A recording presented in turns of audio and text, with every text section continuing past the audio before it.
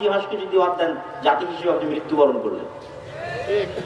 আর 1971 বা 1947 এর পরে বাংলাদেশের মানুষকে বারবার বিভক্ত করার চেষ্টা করা হয়েছে।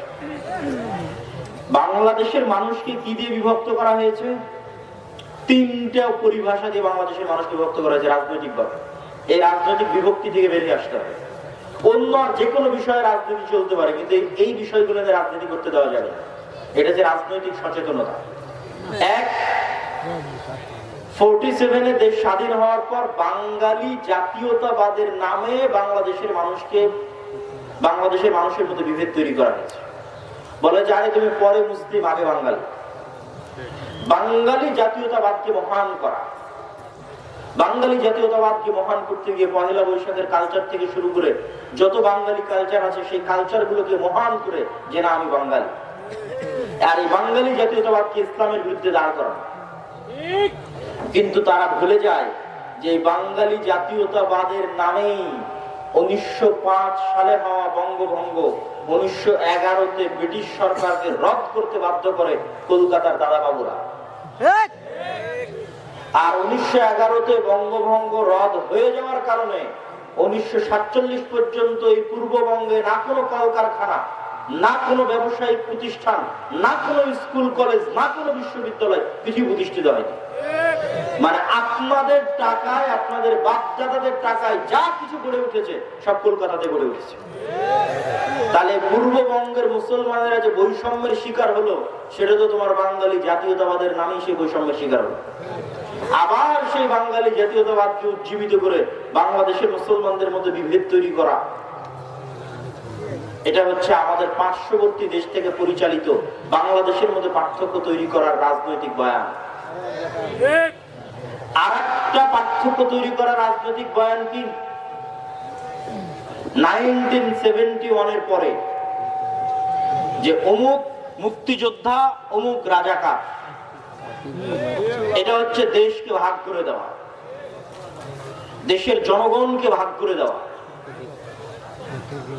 পৃথিবীর কোন উন্নত দেশে আপনি এইভাবে দেশের নাগরিকদের মধ্যে বিভেদ তৈরি করা দেখতে পাবেন না। স্বয়ং আমাদের নবী মুহাম্মদ সাল্লাল্লাহু আলাইহি ওয়াসাল্লাম মক্কা বিজয়ের পরেও এরকম বিভেদ তৈরি হতে দেননি। একটা ছোট্ট ঘটনা বলি। মক্কা বিজয়ের পর একটা যুদ্ধ হয়েছিল, হুনাইনের যুদ্ধ। হুনাইনের যুদ্ধের সব গনিমতের মাল আল্লাহর নবী মক্কার নবমুসলিমদের মধ্যে বন্টন করে দিয়েছেন। যারা মক্কার এতদিন কাফের ছিল, মুশরিক ছিল, আল্লাহর নবীর বিরুদ্ধে বদরে যুদ্ধ করেছে, উহুদে যুদ্ধ করেছে, খন্দকে যুদ্ধ করেছে, তাদের মধ্যে তারা আজ মক্কা বিজয়ের সময় মুসলমান হয়ে গেছে। তাদের মধ্যে আল্লাহর নবী হুনাইনের সকল সম্পদ বন্টন করে দিলেন। তো শয়তান ওয়াসওয়াসা দিল মদিনায় চলে যাওয়া মুহাজির আর আনসারদের মধ্যে। ইসলামের জন্য জীবন দিলাম আমরা, যুদ্ধ করলাম আমরা।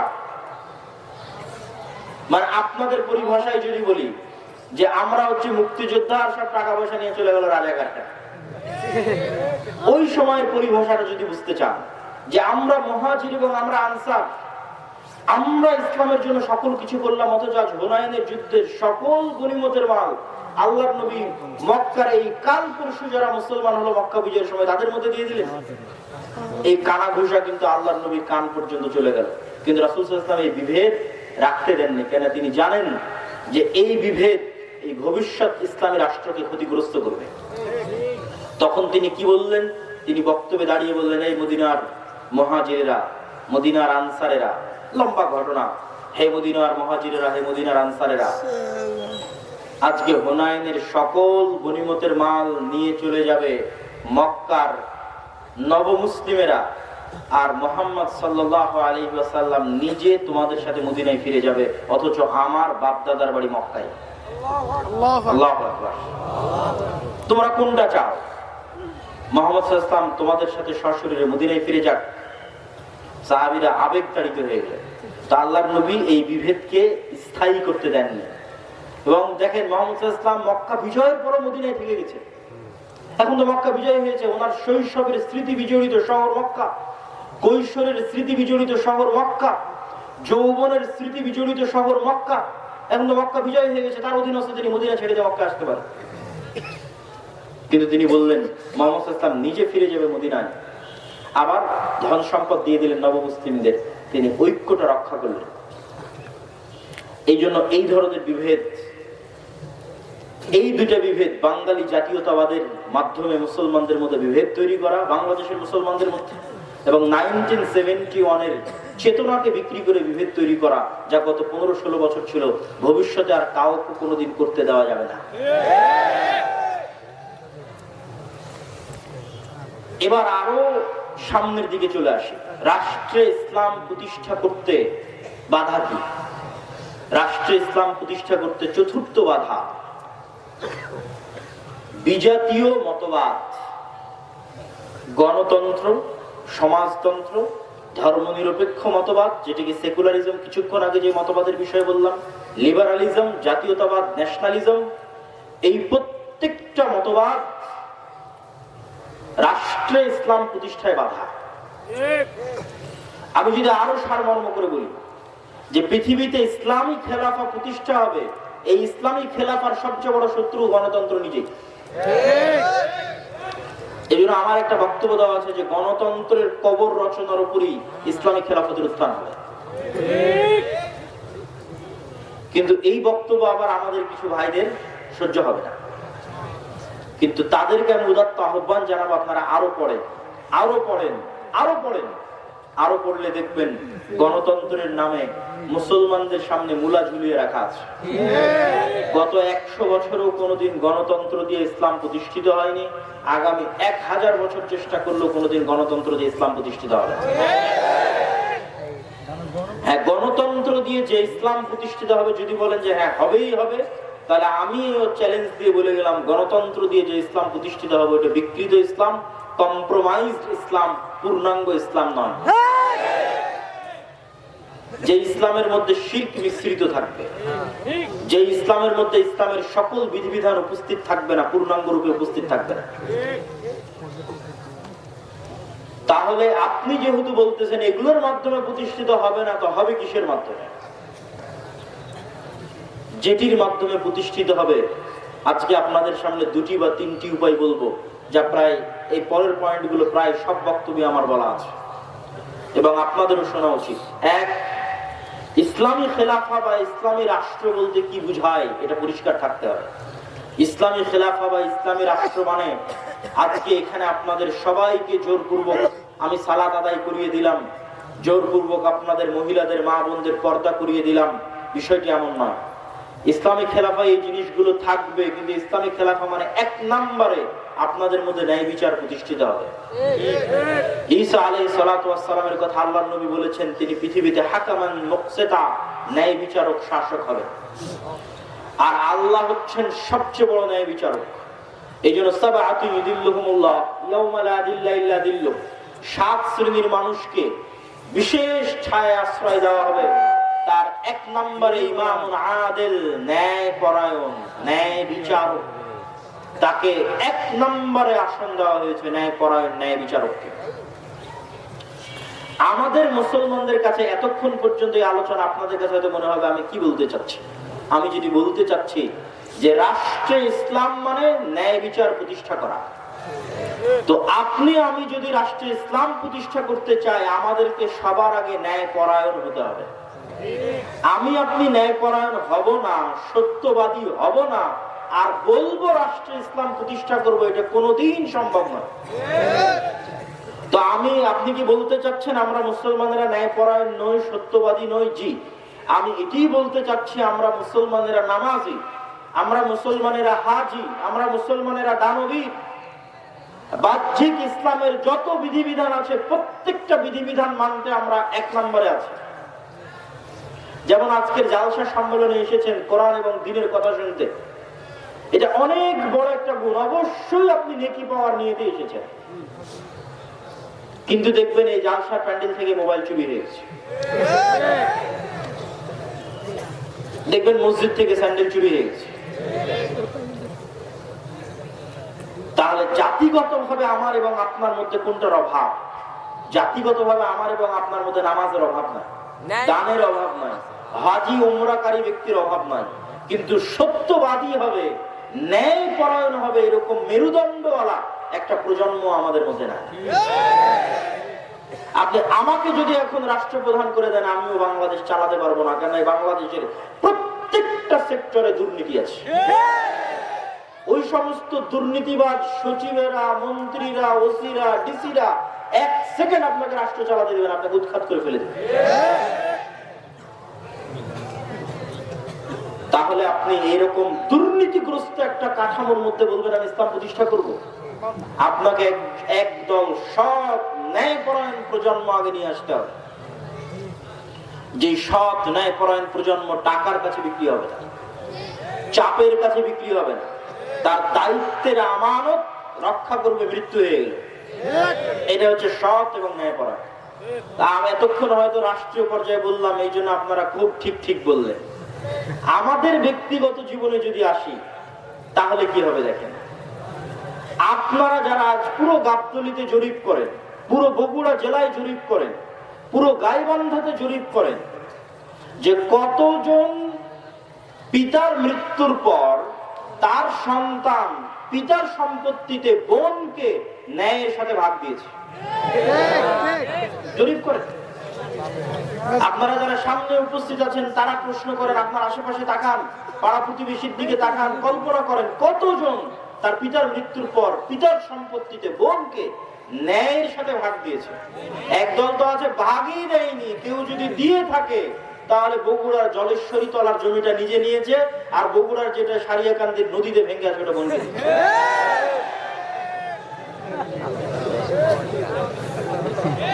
তাহলে আপনি ন্যায়পরায়ণ নন, সত্যবাদী নন, কিন্তু আপনি নামাজি, আপনি হাজি, আপনি ওমরাকারী, আপনি দানবীর।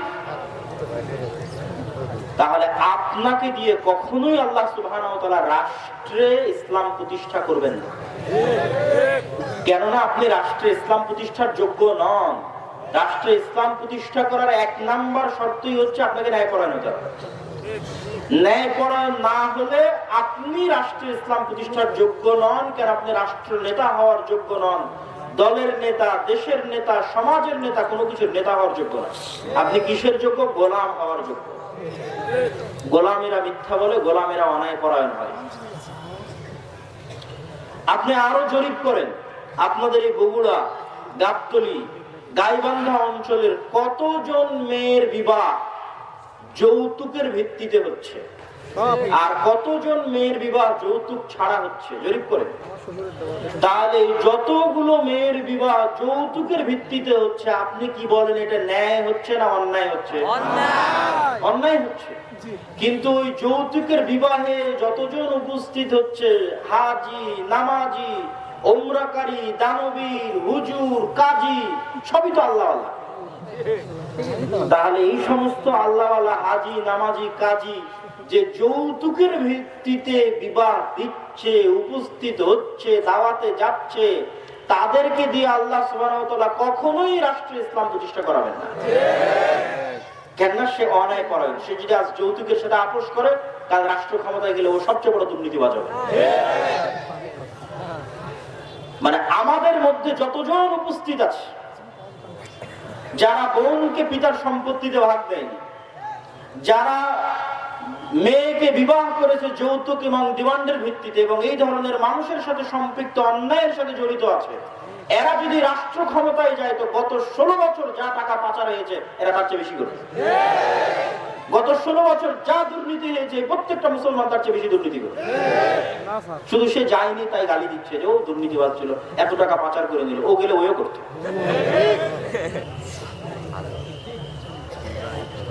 সম্মানিত উপস্থিতি, তাহলে আমরা মুসলমানেরা কি অবস্থায় দাঁড়িয়ে আছি? আমরা মুসলমানেরা রাসূলুল্লাহ সাল্লাল্লাহু আলাইহি ওয়াসাল্লামের ওই হাদিসের উপর দাঁড়িয়ে আছি, যে হাদিসে রাসূল সাল্লাল্লাহু আলাইহি ওয়াসাল্লাম বলেছেন, সালাসাতুন মান কুন্না ফিহি ওয়া আরবাউন মান কুন্না ফিহি, তিনটা বৈশিষ্ট্য বা চারটা বৈশিষ্ট্য যার মধ্যে থাকবে, সে মুনাফিকান খালিসা, সে স্পষ্ট মুনাফিক। ইদা হাদাসা কাযাবা, যখন কথা বলে মিথ্যা বলে, ওয়া ইদা ওয়া'আদা আখলাফা, যখন ওয়াদা করে ভঙ্গ করে, ওয়া ইদা তুমিনা খানা, যখন আমানত রাখা হয় তখন সে আমানতের খেয়ানত করে।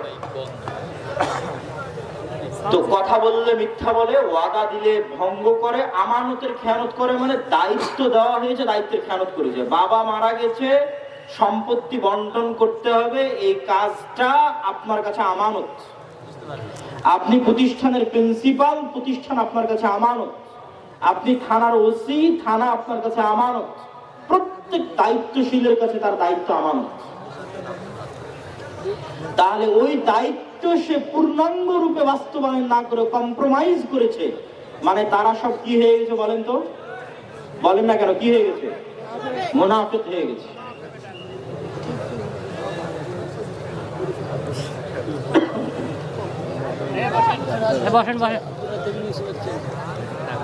কয়দিন পরে আর থাকবে না, মানে তার কয়দিন পর আবারও কেউ আসবে যে রাষ্ট্র ক্ষমতায় চলে যাবে। সে যেমন আজ এখনই চলে যাওয়ার চেষ্টা করতেছে, স্থায়ী থাকতে পারবে। তাহলে করতে হবে কি? আপনাকে 50 বছর 100 বছরের প্ল্যান করতে হবে যে আমি 50 বছর পর, 100 বছর পর, আজ এখন নয়, 50-100 বছর পর পূর্ণাঙ্গ ইসলাম, পূর্ণাঙ্গ ক্ষমতার সাথে বাংলাদেশের রাষ্ট্র ক্ষমতায় যাবে। তার জন্য কি করা লাগবে সেই পরিকল্পনা রেডি করা। এইটা ইহুদিরা করে, তারা করেছে। আজকে তারা যে জায়গায় আছে এটা 200 বছর আগের পরিকল্পনা। আর যখনই আপনি পরিকল্পনা করবেন তখনই দেখবেন যে আপনাকে শক্তিশালী প্রতিষ্ঠান তৈরি করতে হচ্ছে। আমাদের শক্তিশালী প্রতিষ্ঠান নাই। এই লক্ষ লক্ষ কোটি কোটি পঙ্গপালের মতো ভোটার থেকে কোনো উপকার নেই। 5ই আগস্টের এই ছাত্র জনতার আন্দোলনে বেশিরভাগ মুসলমান ধর্মপ্রাণ মানুষ জীবন দিয়েছে। আর রাষ্ট্র ক্ষমতায় কারা গেছে? বেশিরভাগ এনজিও রাষ্ট্র ক্ষমতায় গেছে। কেন? ওই এনজিও গুলো বাংলাদেশের শক্তিশালী প্রতিষ্ঠান আছে, শক্তিশালী মিডিয়া।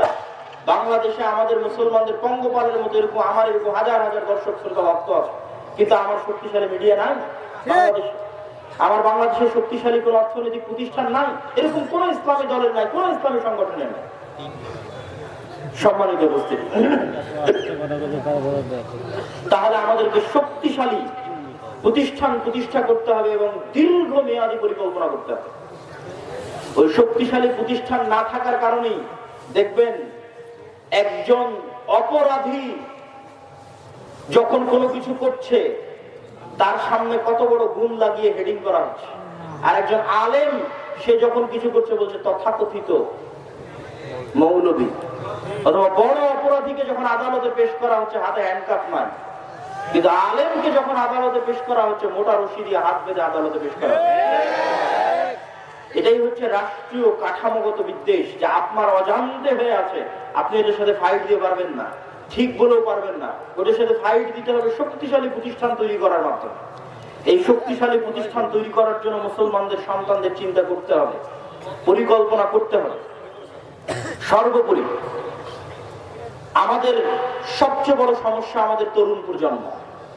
আমাদের তরুণ প্রজন্ম নেশায় ব্যস্ত, মাদকতায় ব্যস্ত, জুয়ায় ব্যস্ত। আর আপনি অন্যদের তরুণ প্রজন্মকে দেখেন তারা কি করছে? তারা প্রোডাক্টিভ, তারা জ্ঞান অর্জন করছে, জ্ঞান বিতরণ করছে, জ্ঞান শিখছে। যেই দিন ফুটবল বিশ্বকাপ হচ্ছে সেই দিন আপনি ক্যামব্রিজ এবং অক্সফোর্ডের বিশ্ববিদ্যালয়ে কিছু বুঝতে পারবেন না, আর ঢাকা বিশ্ববিদ্যালয়ে দেখবেন হাজার হাজার ছাত্র একত্রিত ফুটবল খেলা দেখছে। এটাই হচ্ছে আমাদের এবং তাদের মধ্যে পার্থক্য। কেন তারা পৃথিবী শাসন করছে আর আমরা কেন পৃথিবীর গোলাম হয়ে আছি? আমাদের এই প্রোডাক্টিভিটি না থাকা আমাদের সবচেয়ে বড় ব্যর্থতা। সম্মানিত উপস্থিতি, আমি আমার বক্তব্যের শেষের দিকে ঔপনিবেশিক গোলামীর মানসিকতা, 2 নম্বর বাধা ভুল রাজনৈতিক বয়ান, 3 নম্বর বাধা রাষ্ট্রীয় কাঠামোগত বিদ্বেষ, 4 নম্বর বাধা ব্যক্তিগত জীবনে মুসলমানেরা ন্যায়পরায়ণ নয়, মুসলমানেরা মিথ্যুক, দুর্নীতিবাজ। তাদের দিয়ে আল্লাহ কখনোই রাষ্ট্রে ইসলাম প্রতিষ্ঠা করাবেন না। আগে একদল প্রজন্ম লাগবে যে সত্যবাদী হবে, ন্যায়পরায়ণ হবে। 5 নম্বর, আমাদের শক্তিশালী প্রতিষ্ঠান নাই। হাজার হাজার লক্ষ লক্ষ মানুষ আছে, কিন্তু লক্ষ লক্ষ মানুষের শক্তিশালী প্রতিষ্ঠান নাই। শক্তিশালী প্রতিষ্ঠান লাগবে। 6 নম্বর, সমাজে সোশ্যাল জাস্টিস, ন্যায় বিচার, নিজ নিজ জায়গা থেকে ন্যায় বিচার প্রতিষ্ঠা করতে হবে। নিজ পরিবারে নিজ সমাজে, নিজ গ্রামে, তাহলে আল্লাহ একদিন দয়াবান হয়ে আমাকে এবং আপনাকে সেই জায়গায় পৌঁছে দিবেন যেই জায়গায় যাওয়ার আমরা যোগ্য। আমাদের বাপদাদারা যেই জায়গায় ছিল, আমাদের পিতৃপুরুষরা যেই জায়গায় ছিল। ইসলামী খেলাফা কাল্পনিক কোন থিওরি নয়। পৃথিবীতে সবচেয়ে বেশি শান্তি স্থাপনকারী, সবচেয়ে সাকসেসফুল, সবচেয়ে শক্তিশালী অর্থনৈতিক, রাজনৈতিক, রাষ্ট্রীয় কল্যাণমূলক সিস্টেম হচ্ছে ইসলামী খেলাফা। অতএব এটা বাস্তব পরীক্ষিত। সুতরাং সেটিকে নিয়ে আসতে চাইলে, আর 7 নাম্বার, যে সমস্ত তন্ত্রে মন্ত্রের মাধ্যমে আমরা চাচ্ছি যে আমরা যাব, এই তন্ত্র মন্ত্রগুলো, এই মতবাদগুলো জন্মই দেওয়া হয়েছে যেন ইসলাম কখনো রাষ্ট্র ক্ষমতায় যেতে না পারে। অতএব আপনাকে আগে এই সমস্ত তন্ত্র মন্ত্রকে অস্বীকার করতে হবে, এই সমস্ত তন্ত্র মন্ত্রের কাফের হয়ে যেতে হবে। এগুলো সব ইসলাম বিরোধী। তারপরে এইভাবে যেভাবে নবীরা শুরু করেছে সেভাবে শুরু করতে হবে। নবীরা কিভাবে শুরু করেছে? মুসা আলাইহিস সালাতু ওয়াস সালামকে আল্লাহ চাইলে বলতে পারতেন, তোমাকে মুজিজার লাঠি দিলাম, গিয়ে ফেরাউনকে হত্যা করো। এই লাঠি দিয়ে, লাঠির জাদু দিয়ে ফেরাউন মারা যাবে, মুসা আলাইহিস সালাম রাষ্ট্র ক্ষমতা দখল করে নিবে। তা না করে আল্লাহ মুসা আলাইহিস সালাম বললেন, দাওয়াত দাও। তাও ভদ্র নম্র ভাষায় দাওয়াত দাও। এই দাওয়াত দিতে গিয়ে কি না বিপদে তিনি পড়লেন। কতদিন যাবত এই দাওয়াত দিতে গিয়ে জুলুম সহ্য করলেন, অত্যাচার সহ্য করলেন। যে আল্লাহ ইব্রাহিম আলাইহিস সালাতু ওয়াস সালামকে আগুনে পোড়ানো থেকে বাঁচাতে পারেন, সে আল্লাহ চাইলে নমরুদকে তখনই আগুনে পুড়িয়ে দিতে পারেন না? দেননি। সেই নমরুদ কর্তৃক ইব্রাহিম আলাইহিস সালাম মাজলুম হলেন, জুলুম সহ্য করলেন, দাওয়াত দিলেন। কিন্তু দাওয়াত দিয়েছেন তারা নিঃস্বার্থভাবে রাষ্ট্রের কেন্দ্রবিন্দুতে, আর আমরা আলেম ওলামারা আজীবন দাওয়াত দিয়েছি স্বার্থে। গত 16 বছর অধিকাংশ আলেম ওলামা, অধিকাংশ হুজুর মাওলানা সবাই, কেউ যদি এমপির সাথে দেখা করে থাকে, মন্ত্রীর সাথে দেখা করে থাকে, তাহলে সবাই নিজ নিজ স্বার্থের জন্য দেখা করেছে। কেউই নিঃস্বার্থভাবে ইসলামের দাওয়াত দেওয়ার জন্য দেখা করে। কিন্তু নবীরা নিঃস্বার্থভাবে দ্বীনের জন্য কাজ করতেন।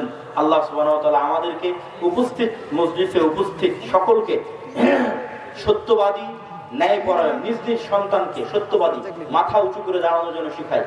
কেন আল্লাহ নবী লোন নীতি নিষেধ করেছেন? সুদ ভিত্তিক না, স্বাভাবিক কর্জ নিতে কেন নিষেধ করেছেন? আজ স্বাভাবিক কর্জ নিলে কাল মিথ্যা বলবেন, কাল যখন টাকা চাইতে আসবে মিথ্যা বলবেন। আপনার ছেলেকে মিথ্যা শিখাবেন, বউকে মিথ্যা শিখাবেন। মিথ্যার উপর তৈরি হয় একটা সন্তান নেতা হবে না, গোলাম হবে। নেতা তৈরি করতে চাইলে মিথ্যা স্টপ, কোন মিথ্যা চলবে না। সত্য বলো, সত্যের নাম সাহসিকতা। ন্যায় পরায়ণ থাকো, যার যা হক তাকে তার হক বুঝিয়ে দাও। এটি ইসলাম, এটি প্রকৃত ইসলাম। সম্মানিত উপস্থিতি, বক্তব্যের শেষে বলতে চাই, আগামী বছর আমি আদ-দাওয়া ইলাল্লাহর দায়িত্বশীলদের প্রতি উদাত্ত আহ্বান জানাবো। এই যে বিশাল জনসমুদ্র, এরকম প্রোগ্রাম আগামী বছর আসলে এই ধরনের ইউনিয়নে না করে গাবতলী কলেজ মাঠে করা উচিত। কি বলেন আপনারা? আমি উদাত্ত আহ্বান জানাবো দায়িত্বশীলদের যে প্রোগ্রামটা আপনারা আগামী বছর গাবতলী কলেজ মাঠে করার চেষ্টা করবেন ইনশাআল্লাহ। আল্লাহ সুবহানাহু ওয়া তাআলা তৌফিক দান করুক।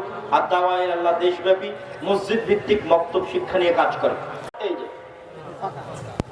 হাদিস বুখারী মুসলিম, কেউ যদি 2টা মেয়ের লালন পালন করে তোর সেই পিতা আর আমি একসাথে। তিনি বলেন, পৃথিবীর মানুষ শুনে রেখো, মানা আলাস থালাসা বানাতিন, কেউ যদি 3টি মেয়ের লালন পালন করে, ফাআল্লামাহুন্না, লালন পালন মানে ফাআল্লামাহুন্না, তাকে বিদ্যা শিখিয়ে দেয়, ওয়াদাবাহুন্না, তাকে শিষ্টাচার শিখিয়ে দেয়, ওয়াকাসাহুন্না, তাকে কাপড় পরিধানের ব্যবস্থা করে দেয়, তার ওয়া আকলাহুন্না, ওর খাওয়ার ব্যবস্থা করে দেয়, তাহলে কুল্লাহু সিতরান ইয়াউমাল কিয়ামা মিনান নারে, বিচারের মাঠে ওই মেয়ে 3টি বাপকে জান্নাতে নিয়ে যাওয়ার জন্য জাহান্নাম থেকে অন্তরাল হয়ে যাবে। ওই দিকে থাকবে জাহান্নাম, এইদিকে থাকবে পিতার, মধ্যে থাকবে 3টা মেয়ে। মেয়ে 3টি আল্লাহকে বলবে, আমার পিতাকে আগে জান্নাতে দেন, তারপরে কোনো কথা। একবারে শক্তভাবে বেঁকে বসবে, যতক্ষণ পর্যন্ত 3টি মেয়ের পিতা জান্নাতে যাবে না, ততক্ষণ পর্যন্ত মেয়ে 3টি সেখান থেকে সরে যাবে না, অন্তরাল হয়ে আছে। ওদিকে আছে জাহান্নাম, এদিকে আছে পিতার, মধ্যে আছে মেয়েরা। করতে উঠে আব্দুল্লাহ সাহেব চাপ দিয়েছে, তখন রাত 3টায় উঠেছে, সুন্দর করে অজু করেছে। অজু করার পরে বলছে, আচ্ছা একটু টিভিতে কি আছে দেখি তো। যেমন টিভি চালু করেছে, বিশাল আকৃতিতে ল্যাংটা মেয়ে চলেছে। কোথায় যে তা বুঝতে পারবো। এই চরিত্র তোমার বাপের, এই চরিত্র তোমার। দোকানে বসে বসে তোমার বাপ ঘন্টার ঘন্টা সময় কাটায়। এশার সালাত আদায় করতে গিয়ে মাথায় টুপি পড়ে মাথায় দিয়ে দোকানে বসে থাকে, দোকানে ল্যাংটা মেয়ে নাচে। তোমার বাপ এখন বলুক যে আমি ভালো মানুষ। আল্লাহর নবী এশার সালাতের পরে কথা বলাকে ঘৃণা করতেন, আল্লাহর নবী এশার সালাতের পূর্বে ঘুমিয়ে যাওয়াকে ঘৃণা করতেন। হাদিস বুখারী মুসলিম। আমি বলেছি বাড়িতে বিষয়টা আইনের মতো করে মার্শাল জারি করে রাখতে হবে, কারফিউ। রাত 10টার পরে কেউ এখানে জেগে থাকতে পারবে না। এই বাড়িতে রাত 10টার পরে কথা বলা নিষিদ্ধ, পড়াশোনা ব্যতীত। এটা ঘোষণা থাকবে। আর জামিয়া সালাফের মুখপাত্র পত্রিকা, যার পিছনে আপনি লক্ষ লক্ষ টাকা খরচ করেন, আলীতে পত্রিকা, সেটাকেও ছেড়ে যাবেন না। 30 টাকা না থাকলে কারো মুখ খুলে আসতে পারে? জি না, মুখ খুলে আসতে পারে না, মুখ ঢেকে প্রয়োজনে কথা বলতে পারে।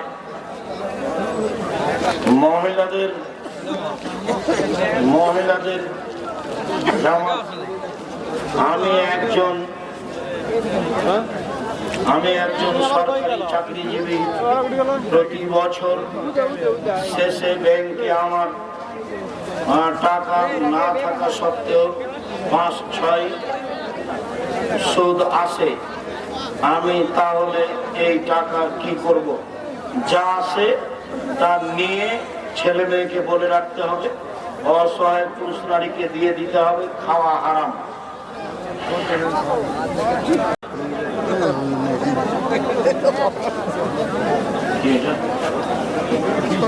বগুড়ার মাটিতে জামিয়া সালাফের প্রতিষ্ঠান করার কোন পরিকল্পনা আছে?